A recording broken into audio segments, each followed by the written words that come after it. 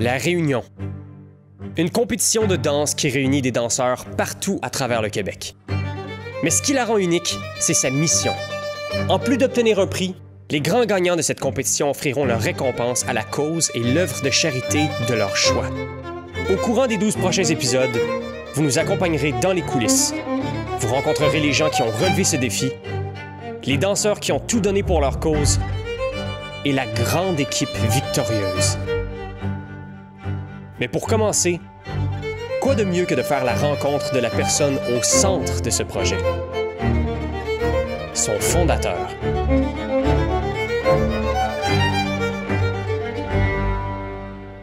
OK, je vais quand je suis prêt? Oui.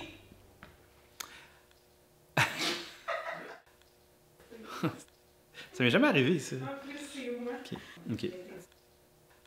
Alors, bonjour, mon nom est Yannick Rondeau. Je suis le propriétaire de l'Extravagance Studio et également fondateur de la compétition Réunion.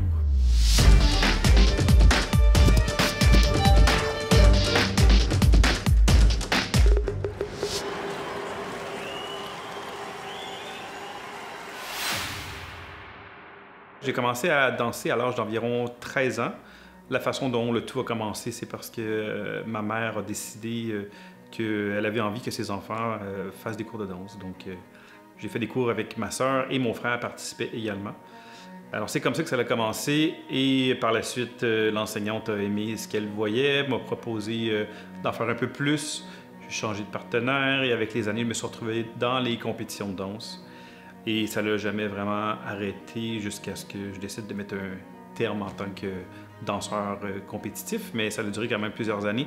Ça a duré jusqu'à l'âge d'environ, très actif, jusqu'à l'âge de 26 ans environ. Donc, de 13 à 24 en entraînement quand même intensif. À 24 ans, parti 2 ans à l'extérieur, en Angleterre, là où il y avait les meilleurs coachs à ce moment-là. 2 ans là-bas, revenu ici et après une année ou deux, on a décidé d'arrêter les compétitions et c'est là que j'ai fondé l'Extravagance Studio en 2004.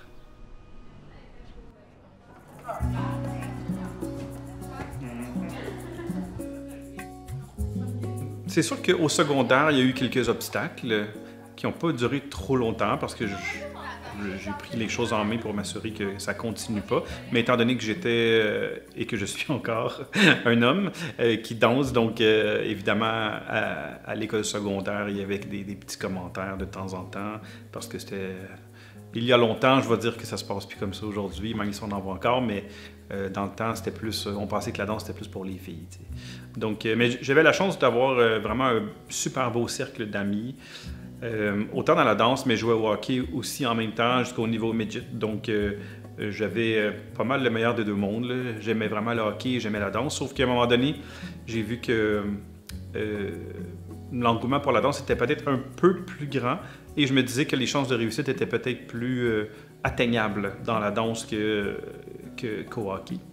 Donc ça, c'était une des petites difficultés de faire ce choix-là. Sinon, pour ce qui est de la carrière de danse, ça s'est vraiment bien passé. On a eu des bons résultats dès le départ et ça a duré longtemps jusqu'à temps qu'on soit rendu finaliste canadien. Donc vraiment une super belle carrière que plusieurs danseurs, que je souhaite à plusieurs danseurs en fait. Et ça, c'était dans le monde du ballroom que j'ai pas mentionné. Là. Mais ma formation de base était vraiment en ballroom. Je dansais aussi en même temps tout ce qui était les danses de rue. Mais je le faisais pas, évidemment, ça se faisait dans les rues dans ce temps-là, donc je le faisais avec mes amis. Sinon, au niveau des difficultés pour le déménagement, en fait, c'était un défi en même temps pour moi de lâcher mon emploi, de m'en aller dans un autre pays. C'était un défi que j'aimais. J'aime relever les défis en général. Et puis ça, c'était un autre défi que j'avais envie de relever, d'arriver dans un pays où on immigre et on connaît rien vraiment de cet endroit-là.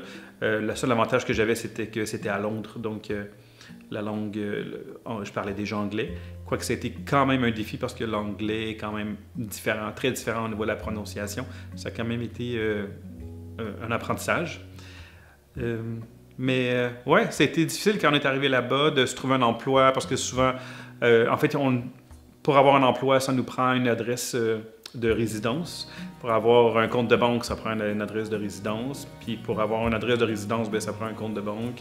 Donc il y avait plein de défis comme ça qu'on rencontrait qui étaient... C'était spécial là, de voir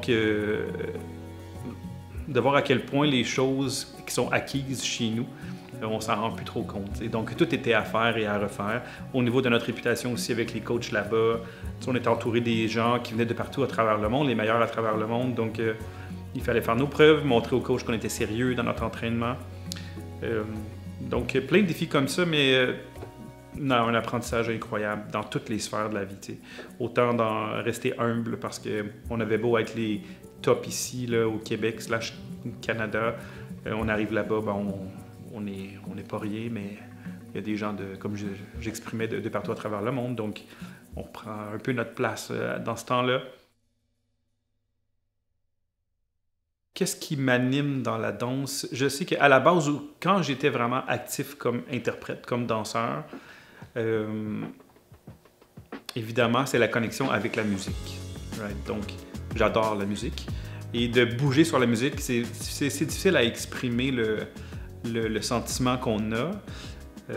Mais simplement de bouger sur la musique et d'avoir une maîtrise, une grande maîtrise de son corps. Donc, d'être capable d'utiliser tous les muscles au bon moment, de savoir gérer son énergie aussi, être capable d'exécuter différents mouvements en utilisant le moins d'énergie possible, donc en étant le plus efficace possible. La compétition aussi, le fait que je danse contre d'autres personnes, pour moi, c'est quelque chose qui me motivait beaucoup, même si je suis très compétitif. Je suis compétitif, mais j'adore le partager avec les autres. Donc, avant d'embarquer sur un plancher de danse, j'aimais ces moments-là où chacun des couples était vraiment concentré sur eux, sur tout le travail qu'on avait fait pour aller donner notre meilleur sur le plancher de danse. Donc, le sentiment du dépassement et d'être entouré aussi de d'autres personnes qui sont là pour se dépasser. Donc, avec les années, je crois que c'est un peu, ben pas un peu en fait, c'est vraiment ça que j'ai réalisé, c'est que j'aimais me dépasser. Donc, comment je le faisais, c'était par mes entraînements quotidiens, c'était par la lecture que je faisais énormément aussi, c'était par la communication avec ma partenaire. C'était toutes ces façons-là de me dépasser qui ont fait que j'ai continué pendant si longtemps. Et c'est la raison que je réalise aujourd'hui pour laquelle je suis encore autant motivé. C'est pour l'appréciation et l'amour de voir des êtres humains qui travaillent ensemble pour se dépasser, le dépassement de soi. Ouais. Je suis revenu d'Angleterre en 2002 et on a ouvert en 2004. Et puis à ce moment-là, c'était pas si clair que ça, que ce qui m'animait le plus, c'était de voir, je le vivais, le dépassement de soi, mais j'avais pas réalisé que c'était vraiment la chose qui me transportait dans mon quotidien. Mais j'avais l'amour pour la danse, évidemment. Donc, j'ai ouvert le studio en 2004 dans le but de faire danser un maximum de jeunes et de partager mes connaissances autant au niveau du ballroom qu'au niveau des danses de rue. Donc, depuis le début, c'était l'ouverture du studio, c'était pour ça. C'était de transmettre cette passion-là à un maximum de danseurs et de danseuses parce que je venais de passer quelques années à l'extérieur, puis je me disais que pourquoi pas en faire profiter les gens de la région ici, tu sais, puis de partout, en fait, de Montréal, le Grand Montréal. Mon objectif, c'était simplement de partager ma passion pour la danse.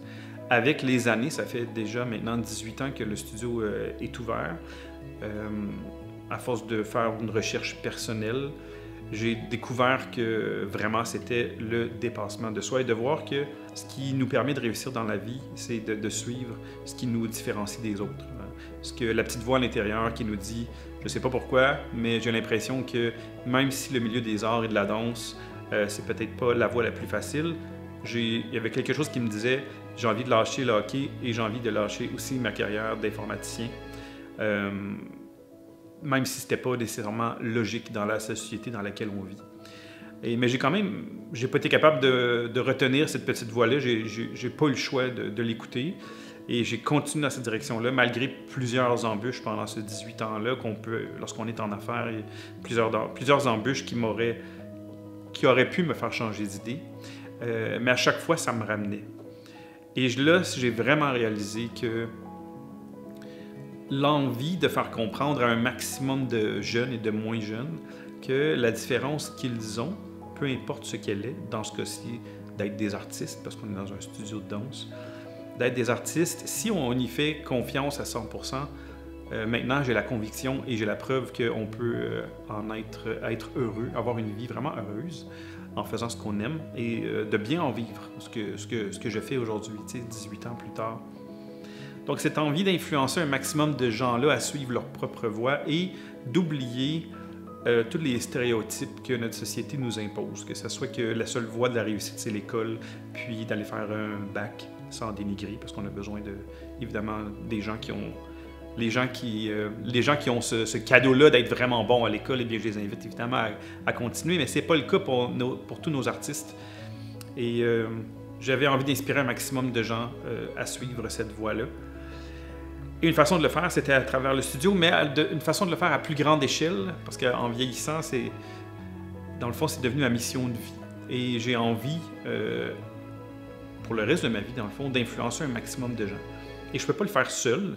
En fait, je fais mon travail seul, mais j'ai besoin, pour le faire à plus grande échelle, j'avais besoin de rejoindre plus de gens. Et une façon de le faire, c'était le studio. Et la deuxième façon de le faire, c'était là où il y a encore plus de gens qui se dépassent, qui ont envie de donner le meilleur d'eux-mêmes, et c'est dans les compétitions de danse.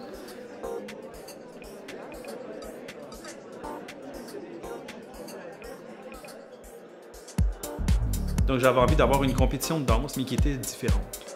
Une compétition qui mettrait de l'avant la différence des gens et qui aurait comme objectif de leur faire comprendre à quel point leur talent peut faire une différence dans la vie des autres. Et ça, c'est le fondement de la compétition Réunion. C'est tout simplement ça, c'est de faire réaliser aux jeunes et aux moins jeunes que leur talent peut faire une énorme différence dans notre société, même si la société peut nous faire croire que les arts, c'est juste pour nous divertir. En fait, je suis une personne qui croit énormément à l'intégrité, c'est-à-dire de toujours à l'intégrité, mais aussi, comme j'expliquais un peu plus tôt, de suivre sa petite voix intérieure et de suivre notre force. Et j'ai réalisé qu'en faisant ça, les bonnes personnes, dans le fond, venaient se coller à moi. Et j'ai eu la chance d'avoir des gens autour de moi qui ont cru et qui croient encore en mes projets et qui m'ont approché, qui ont dit « Yannick, si jamais tu as envie de faire un événement de danse, une compétition de danse, nous, ça nous intéresse d'embarquer et d'investir dans ce projet-là. » Donc, comment on a lancé la compétition Réunion? Évidemment, c'est en discutant avec des gens autour de moi de mes objectifs. Et il y a des gens qui aimaient la vocation, je dirais, de cet événement-là et qui ont décidé d'embarquer comme investisseurs. Et évidemment, d'autres gens qui étaient autour de moi dans mon studio qui y croyaient, qui ont dit « Nous, on embarque dans le projet, on va lancer ça avec toi. » Donc, c'est comme ça que ça a commencé. On a fondé l'entreprise et ensuite de ça, on a commencé à se rencontrer avec quelques personnes à toutes les semaines. Et là, on a fondé ça juste avant la pandémie, en fait. Donc, fin 2019, début 2020. En fait, la journée où on a ouvert le compte de banque, c'est la journée où ils ont décidé de tout fermer, donc vers le 19-20 mars 2020. Et depuis ce temps-là, comment on a mis ça sur pied? L'objectif de la compétition Réunion, comme je l'ai mentionné plus tôt, c'est d'être proche des gens et de leur faire comprendre qu'ils sont importants. On ne peut pas vendre un produit, un vrai produit, qui fait une différence dans la vie des gens sans le faire en discutant avec les gens. Donc, on est parti en tournée dans le Québec au complet, dans le Nouveau-Brunswick au complet aussi, donc plutôt l'Est du Canada. Et nous sommes allés rencontrer chacune des écoles de danse qui ont bien voulu nous recevoir pour leur expliquer c'était quoi le fondement de cet événement-là. Donc, on a fait de la vente, on va dire, de la bonne vieille façon. Pour moi, évidemment, c'est pas de la vente, c'est ma mission de vie. Donc, de vouloir faire une différence dans chacune des petites écoles de danse, dans chacune des villes, dans chacune des communautés, c'est ce qui me motive. Et je m'en vais pas là pour vendre un produit vide, je m'en vais là pour tenter de faire une différence dans leur vie et dans la vie de les gens de leur communauté. Donc, c'est facile de vendre un produit quand c'est un vrai produit qui fait du bien. C'est très difficile à trouver aujourd'hui. Je trouve qu'on nous vend beaucoup de choses qui sont complètement vides. On nous vend de l'illusion, on nous vend du rêve, tandis que là, ben, c'est du vrai. C'est des vraies relations. Et les gens qui sont invités à la compétition Réunion par les groupes de danse, c'est des gens pour qui ces danseurs-là, ils ont sué, ils ont travaillé. Et c'est des gens pour qui ils veulent faire une différence et ils font une différence pour vrai.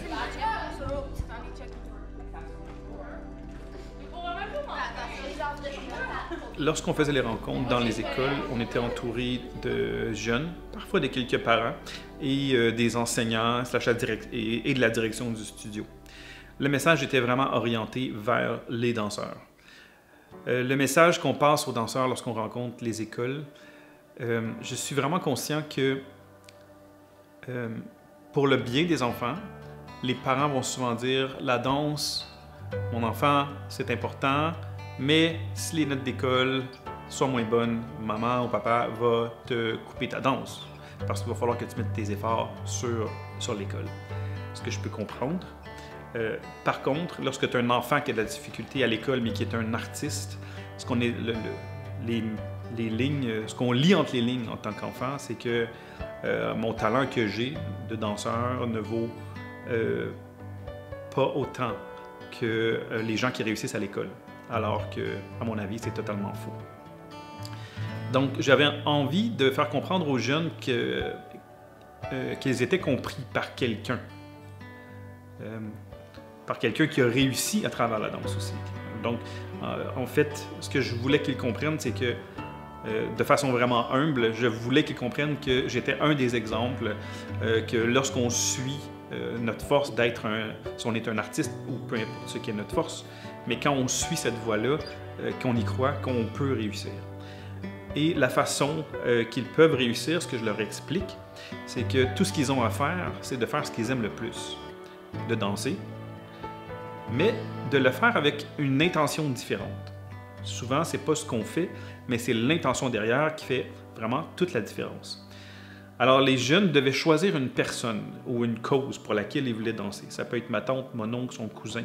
Ça peut être aussi la Fondation du cancer. Peu importe. Quelque chose qui les touche. Quelqu'un pour qui ils veulent faire une différence. Et là, le groupe ou le soliste ou le duo vont contacter cette personne-là et leur dire ou lui dire « Je m'en vais danser pour toi à la compétition Réunion. Donc, je vais m'entraîner pendant des mois avec toi comme intention, avec l'intention d'aller performer le mieux que je peux. Pas pour battre les autres, mais pour me dépasser moi-même, right? Afin d'essayer d'aller chercher un prix à la compétition Réunion, parce qu'il y a des prix qui sont offerts en argent. Et lorsque un groupe ou quelqu'un gagne dans une des catégories sélectionnées, ils reçoivent un montant d'argent, mais le même montant d'argent est remis également à la cause ou à la personne qu'ils ont choisie. Donc, l'objectif du produit que nous vendons, c'est de faire grandir la confiance dans notre jeune communauté artistique. Et évidemment, ça fait par le fait même une différence incroyable dans nos communautés, dans notre société, parce que là, ce qu'on fait, c'est qu'on utilise notre talent pour faire du bien autour de nous. Dipsomania, qui danse pour le Centre de bénévolat et Moisson Laval. Munch Kids, qui danse pour la Société canadienne du cancer. Livia, qui danse pour l'Association québécoise de prévention du suicide en mémoire de Cheryl Lee. Look at Me, qui va danser pour la Fondation Véro et Louis. Pocket Size, qui danse pour École de la Madone. Salt de Fifth. Il y a des choses qui sont en nous qu'on ne comprend pas nécessairement. Et puis, moi, cette envie-là et ce besoin-là de faire du bien autour de moi, il est juste là, comment dire, dans le quotidien. En même temps, je suis une personne qui tente d'être la plus reconnaissante possible et d'avoir le maximum de gratitude. Et les gens qui m'ont entouré depuis vraiment mon jeune âge, en partant par mes parents, tu sais, faut commencer de la base. J'ai eu la chance d'avoir une éducation que je pourrais dire parfaitement imparfaite. Mes parents n'étaient pas parfaits, mais ce qui était parfait, c'est qu'ils m'ont toujours laissé faire mes propres choix. Donc, même si ça ne faisait pas nécessairement du sens financièrement parlant, pour ma sécurité financière, d'aller vers la danse. Ils m'ont jamais fait sentir ça. Ils m'ont toujours dit, c'est ça que tu sens, Yann, c'est ça que tu feels, go, vas-y 100%, nous on est là. Donc, c'est sûrement un élément qui m'a habité pendant longtemps. Et par la suite, j'ai un autre mentor dans mon travail qui m'a aidé énormément, qui a cru en moi, qui m'a aidé à déménager en Angleterre. Et je me souviens que cette personne-là m'avait dit, encore là, pour être reconnaissant, je l'ai remercié. Je lui demandais comment je peux faire pour te dire merci pour tout ce que tu as fait pour moi. Puis il m'a dit, tu sais, Yann, un jour, il y a des gens qui m'ont aidé. Aujourd'hui, je t'aide. Puis il dit, peut-être qu'un jour, tu auras la chance d'aider d'autres gens. Donc ça, je pense que c'est un gros élément aussi qui fait que j'ai encore autant envie d'aider les gens autour de moi. Et je pense que la dernière chose qui fait que j'ai envie d'aider les gens... quand je dis aider, il faut faire attention aussi. Quand je dis aider, c'est pas nécessairement sortir les gens du trouble. C'est aider les gens à s'élever. Je veux dire, il y a quand même une nuance. Dans la vie, il faut s'aider soi-même à la base. Sinon, ça sert à rien d'aider quelqu'un qui ne veut pas s'aider. Mais lorsque je vois des gens, des jeunes qui veulent se dépasser, qui veulent avancer, eh bien, c'est toutes ces raisons-là qui font que j'ai envie de les accompagner et de leur montrer que c'est possible. Puis de rendre notre monde meilleur, parce que j'ai réalisé aussi avec le temps que, avoir une carrière, réussir financièrement, c'est des choses qui sont agréables, mais quand on vient à la base, tout ce qui est important dans notre vie, finalement, c'est d'avoir le sentiment qu'on a fait une différence dans la vie des gens autour de nous. Parce que sinon, j'ai l'impression que les êtres humains, on est fait pour ça. Vivre ensemble, s'entraider, grandir, évoluer. Et si je fais pas ma part, personnellement, j'aurais l'impression que je passais à côté de la vie, finalement. Ouais. Si jamais il y a des PDG de grandes entreprises, vous savez, évidemment, si je m'adresse à ces gens-là, ils savent à quel point c'est du travail de mettre une entreprise sur pied. Trouver du financement et trouver des gens, je vais dire comme moi, qui croient à mettre une entreprise sur pied qui est là pour le bien des gens. Oui, il y a un aspect financier. On espère que ce sera un grand succès financier parce que plus on a d'argent, plus on peut en redistribuer pour les différentes causes et élever notre société.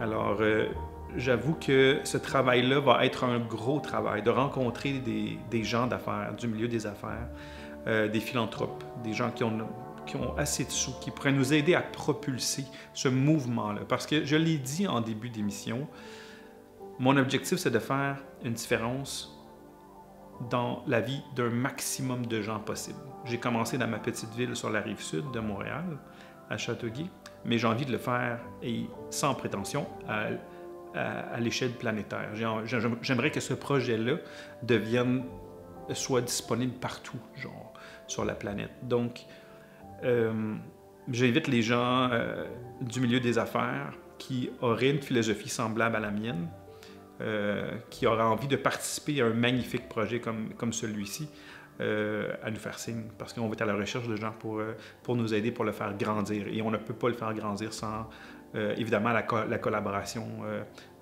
de d'autres personnes qui ont plus d'expérience que nous encore et qui ont plus les moyens financiers de nous aider à faire grandir ce magnifique projet-là.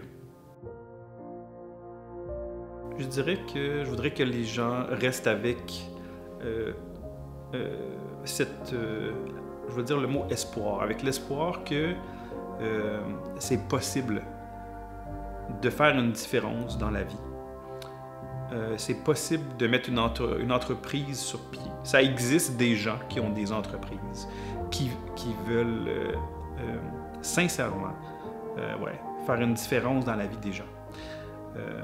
J'ai envie que les gens, peut-être, fassent un retour, aient un questionnement personnel sur les produits et les choix quotidiens qu'ils font. Sur comment ils dépensent leur temps dans leur quotidien. Se poser des questions si vraiment ils sont à l'écoute de ce que eux avaient envie ou ont envie de faire dans la vie.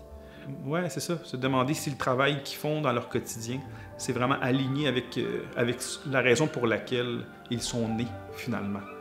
Donc, ouais, j'espère que les gens, à la fin des 13 émissions, vont avoir une petite réflexion sur quelle différence je peux faire dans la vie des gens autour de moi. Est-ce que j'ai fait les bons choix pour moi? Et d'y croire qu'il y a des entreprises qui existent pour faire du bien dans notre monde. Ouais.